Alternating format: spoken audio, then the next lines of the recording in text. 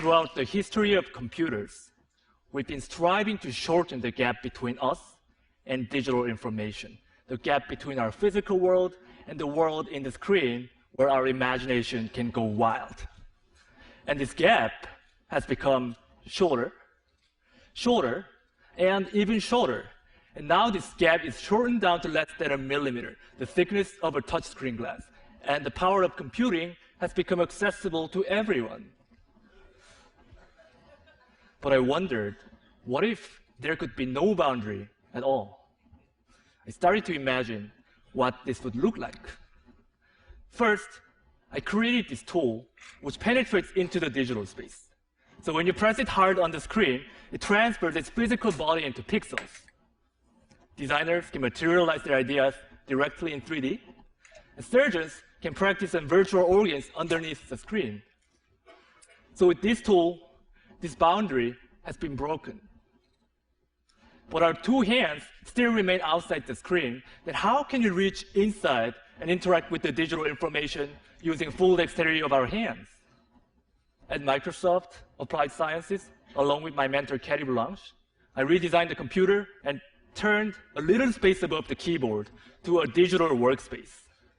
By combining a transparent display and depth cameras for sensing your fingers and face, now you can lift up your hands from the keyboard and reach inside this 3D space and grab pixels with your bare hands. Because Windows and files have the position in the real space, selecting them is as easy as grabbing a book off your shelf. Then you can flip through this book while highlighting the lines, words on the virtual touchpad below each floating window. Architects can stretch or rotate the models with their two hands directly. So in these examples, we are reaching into the digital world. But how about reversing this role and having the digital information reach us instead? I'm sure many of us have the experience of buying and returning items online, but now you don't have to worry about it. What I got here is an online augmented fitting room. This is a view that you get from head-mounted or see-through display when the system understands the geometry of your body. Taking this idea further, I started to think, instead of just seeing these pixels in our space, how can we make it physical so that we can touch and feel it? What would such a future look like? At MIT Media Lab, along with my advisor Hiroshi Ishii and my collaborator Remy Post, we created this one physical pixel.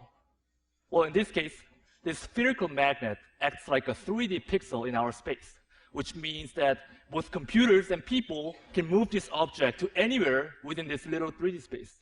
What we did was essentially canceling gravity and controlling the movement by combining magnetic levitation and mechanical actuation and sensing technologies.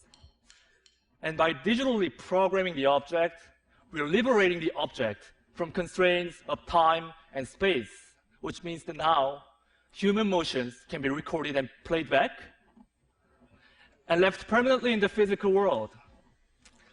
So choreography can be taught physically over distance, and Michael Jordan's famous shooting can be replicated over and over as a physical reality. Students can use this as a tool to learn about the complex concepts such as the planetary motion, physics. And unlike computer screens or textbooks, this is a real, tangible experience that you can touch and feel, and it's very powerful.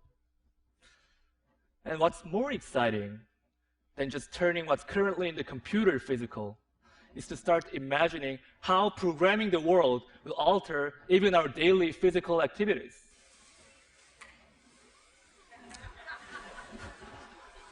As you can see, the digital information will not just show us something, but it will start directly acting upon us as a part of our physical surroundings without disconnecting ourselves from our world. Today, we started by talking about the boundary. But if we remove this boundary, the only boundary left is our imagination. Thank you.